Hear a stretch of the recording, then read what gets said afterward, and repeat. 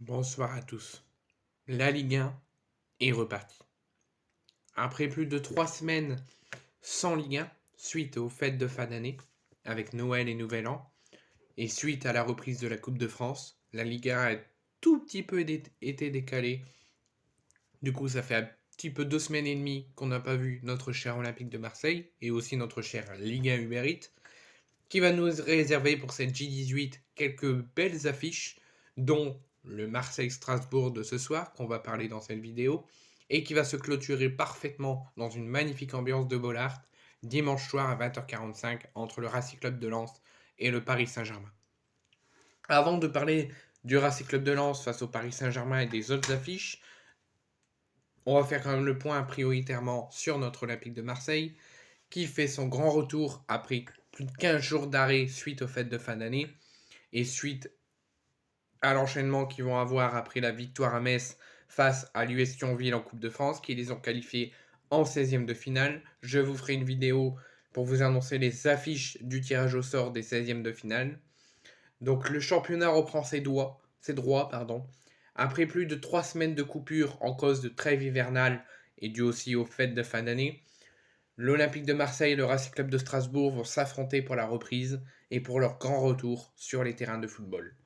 Au programme de ce match d'ouverture de la 18e journée de Ligue 1, un duel alléchant entre le Racing Club de Strasbourg qui joue son maintien et qui joue un petit peu la remontée au classement, et l'Olympique de Marseille qui joue clairement le podium et l'Europe à essayer d'être qualifié pour la prochaine Ligue des Champions la saison prochaine.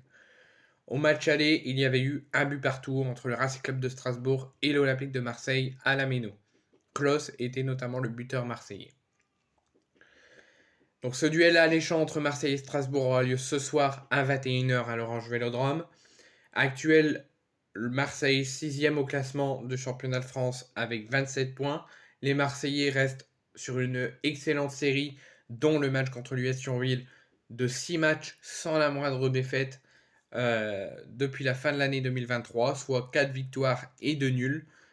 Même si l'année 2023 s'est terminée pas par une victoire, par un match nul à la Mosson face à Montpellier, un but partout, cette dynamique d'invaincu est toujours en cours depuis la fin de l'année, malgré la contre-performance contre Montpellier. Donc cette dynamique va vouloir être poursuivie et prolongée par les hommes de Gennaro Gattuso, pour être à 5 victoires et 2 nuls, et empocher les 30 premiers points de la saison.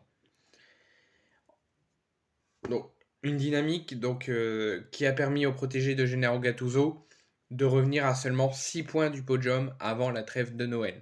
Et en cas de victoire, ils reviendront à 3 points du podium de Ligue 1, selon les résultats qui auront lieu ce week-end, et notamment du Racing Club de Lens et du Stade de Reims. En cas de succès ce soir pour les hommes de Gennaro Gattuso, le club phocéen peut mettre la pression, peut revenir à 3 points du podium et mettre la pression sur ses concurrents directs, Monaco, Lens, Reims notamment, qui jouent ce week-end.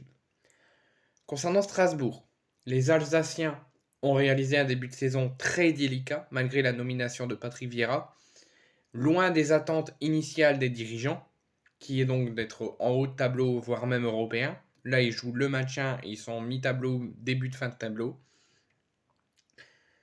Mais tout de même, pendant la trêve de Noël, ils ont joué un petit match amical. Aussi en Coupe de France, ils se sont imposés. Ils ont réussi à trouver aussi quelques petites couleurs positives en fin de saison, en fin d'année 2023. Donc ils vont vouloir pas revenir dans leur travers et ils vont vouloir continuer leurs belles avancées et leur belle dynamique et les couleurs qu'ils ont en retrouvé en fin d'année 2023. Mais ça reste toujours dans une position délicate. Et pour cause, grâce à une série de 3 victoires consécutives, les hommes de Patrick Vieira sont désormais revenus au classement, 9e avec 23 points, donc tout proche de l'OM. Donc l'OM n'a pas le choix pour s'imposer. Ils devront gagner toujours pour garder l'invincibilité, mettre la pression sur leurs concurrents directs qui jouent ce week-end, et pour éviter de subir la pression de Strasbourg, qui, en cas de succès ce soir à Marseille, reviendrait à 1 point de l'OM. L'OM resterait 6e de Ligue 1, selon les résultats. Il pourrait descendre ou monter selon les résultats de ce week-end. Mais avant les matchs de ce week-end, il pourrait être toujours 6e, mais se faire rattrapé par Strasbourg qui reviendrait à un point de l'OM et que l'OM aura donc une très énorme pression le week-end prochain. Cette partie donc sera à suivre en live écrit sur différents journaux sportifs, dont Foot Mercato qui vous feront suivre le match en live écrit à partir de 21h, donc à partir du coup d'envoi. Et ça sera aussi sur les chaînes télévision. Ça sera diffusé sur Prime Video. Donc pour cette première journée du championnat de France de cette nouvelle année, et cette 18e journée depuis le début de la saison, Gennaro Gattuso confronté à de nombreuses absences pour blessures, pour suspension administrative et aussi par la Coupe d'Afrique des Nations. Plus de 10 absents au total, entre Rongier blessé, Correa blessé, Mouguet en sanction administrative parce qu'il y a une enquête en cours, et les autres qui sont à la CAN avec leur sélection. Ça fait plus de 10 absents pour Gennaro Gattuso pour préparer ce choc face à Strasbourg. Donc il va falloir un petit peu changer les choses et voir qui mettre pour limiter aussi le physique et la fatigue et pour essayer de remplacer les absents face à Strasbourg.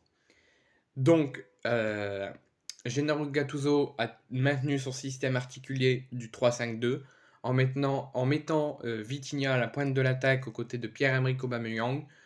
Les deux attaquants seront épaulés pour la deuxième titularisation de Bilal Nadir et de Geoffrey Kondogbia et de Jordan Veretout. Murillo et Jonathan Klaus occuperont les rôles de pistons, alors que Bamo Meïté, Gigot et Balerdi seront donc logiquement, suite au départ à la CAN de Mbemba, alignés en défense. De son côté, Patrick Vieira alignera son système qu'il met depuis quelques matchs et qui va très bien, le 4-3-3. Et suite à l'absence pour blessure de Motiba et d'Emecha, Kevin Gamero est aligné en pointe de l'attaque aux côtés d'Angelo Gabriel et de Bakwa.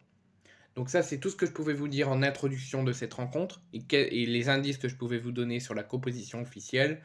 Je vais quand même vous la donner en plaçant bien les joueurs à leur poste. Donc un 3-5-2 pour l'OM, Paolo Lopez dans les cages, défense à 3, Meïté, Gigot, Balerdi, piston, Murillo à droite, Klaus à gauche, Bilal Nadir, Kondogbia et Veretout au milieu, Vitinha à la pointe de l'attaque et Aubameyang à côté. Côté Strasbourg, donc un 3-4-3, Sels dans les cages, pareil, défense à 4, Gilbert, Perrin, Silla et Senaya, Sissoko, Mbengecha et Diarra au milieu, et en attaque, Bakwa, Angelo à droite et Gamero à la pointe de l'attaque. Bien sûr, je veux un très beau match, une belle performance et une belle copie donnée par Gennaro Gattuso et par l'Olympique de Marseille. Et bien évidemment, je veux une victoire parce que sinon ça nous mettrait dans une grosse galère et on débuterait mal l'année face à nos supporters qui seront pas beaucoup suite aux décisions injustices de la LFP, avec 3 membres de groupe de supporters qui sont suspendus ce soir au Vélodrome.